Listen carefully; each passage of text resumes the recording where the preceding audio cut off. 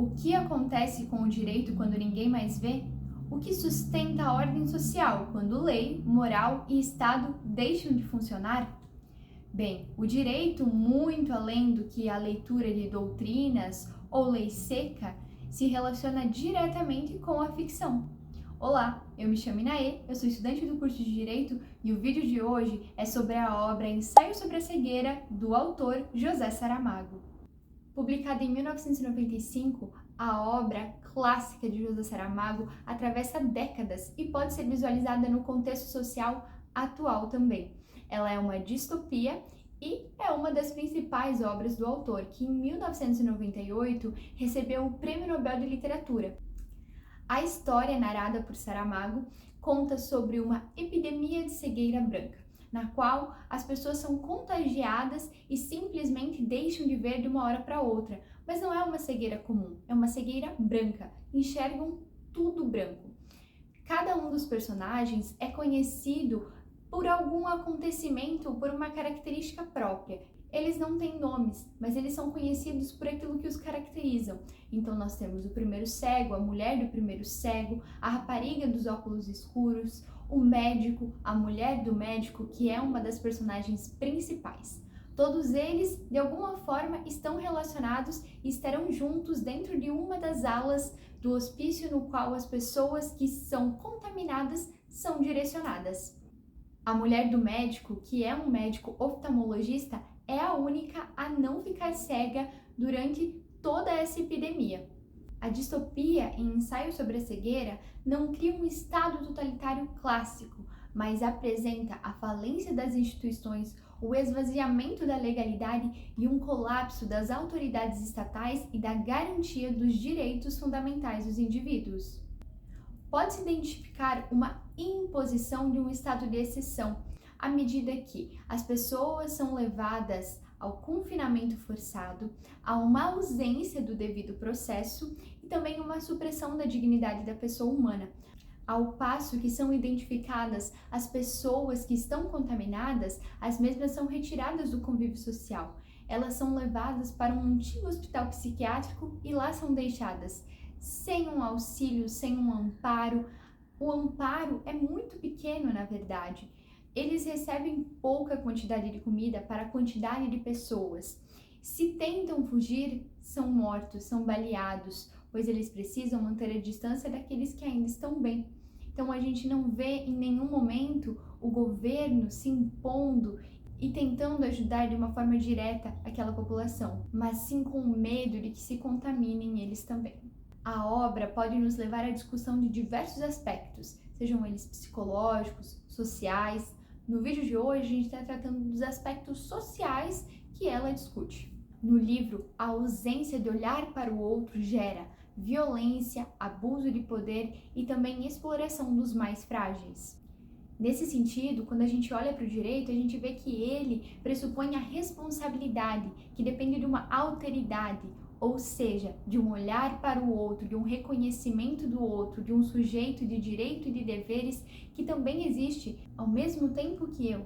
Mas no livro, essa falta de olhar faz com que isso se perca. A história ainda apresenta uma alegoria, essa cegueira física, não como física, mas em outros aspectos da vida, como na questão moral. No livro, quando ninguém vê, a moral colapsa. Surge a violência e o direito também não consegue se impor.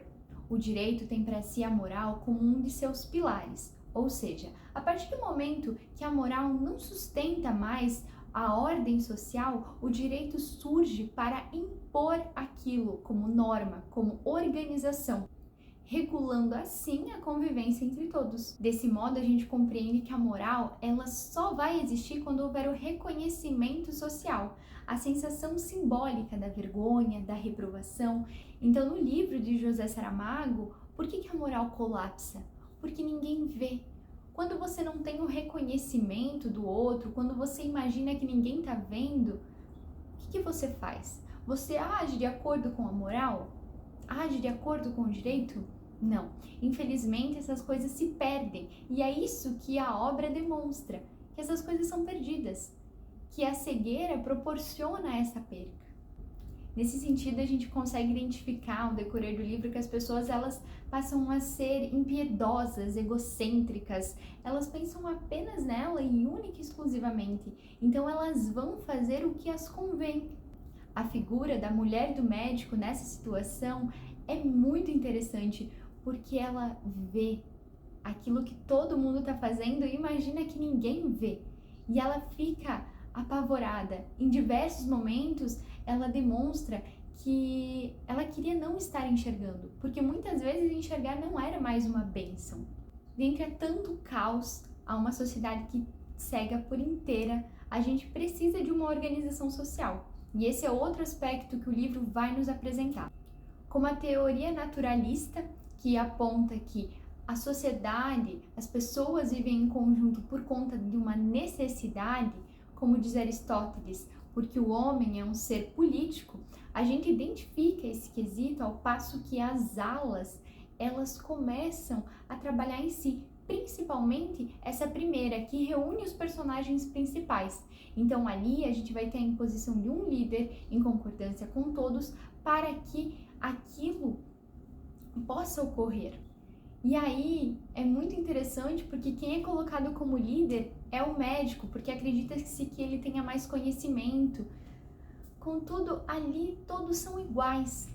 Não tem quem saiba mais ou quem saiba menos. Ainda a gente pode identificar que dentre todas as alas, uma vai tentar se sobrepor à outra. E aí isso se relaciona diretamente com uma ideia de um outro autor, o Hobbes, que diz que o homem é o lobo do homem. A gente vê os interesses entrando em conflito, as pessoas sendo egocêntricas e tentando se oportunizar daquilo que estava acontecendo. Mas do que adiantava se oportunizar, não é mesmo? Mesmo com a falência das instituições, ainda é possível se identificar um pouco de bondade e humanidade em pequenos gestos ao decorrer do livro. A escrita do livro é única, é diferente. A gente não vai encontrar parágrafos certinhos, travessão, tudo dividido de uma forma correta. Não. Por muitas vezes você tem que parar, tentar compreender quem que tá falando. Por muitas vezes você vai parar por nojo, por medo, pelas sensações que o livro é capaz de transmitir.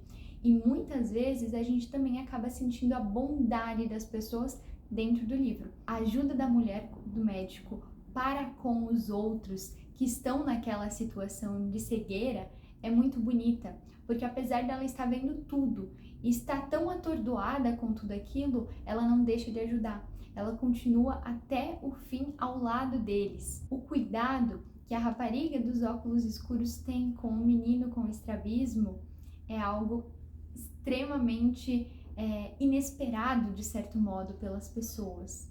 O perdão da mulher do médico ao seu marido e também a rapariga em determinado momento da história, a questão do primeiro cego e o ladrão que tentou pegar o seu veículo, se oportunizando do momento em que ele cegou. Todas essas questões, elas nos levam a pensar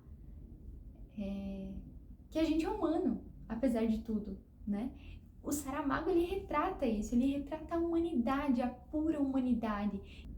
Ele retrata que as pessoas não são unicamente boas ou más, não. Elas são pessoas, elas têm diversos lados. Elas não vão andar de acordo com a moral muitas vezes se não for imposto isso pelo direito. Nesse sentido, é inegociável pensar que o direito não nasce única e exclusivamente da lei, mas da experiência humana que é compartilhada. Então, dos acordos, daquilo que se identifica como correto, é isso que constitui o direito. E é isso que o Saramago retrata. Talvez o maior alerta de Saramago não seja sobre perder a visão, mas sobre perder a capacidade de reconhecer o outro. E isso, nem mesmo o direito é suficiente para sanar. Por fim, eu gostaria de deixar o convite a você, independentemente da sua área de estudo, a ler Ensaio sobre a Cegueira, uma obra clássica em língua portuguesa de um autor que recebeu um Prêmio Nobel de Literatura. Para isso, eu deixo aqui uma das frases mais emblemáticas que me tocou no livro e que pode ter tocado outros leitores também. A cegueira também é isso, viver num mundo onde se tem acabado a esperança. Muito obrigada por ter assistido esse vídeo. Eu deixo aqui o convite para que você conheça o canal e também as minhas outras redes sociais. Um beijo e até o próximo vídeo. Tchau!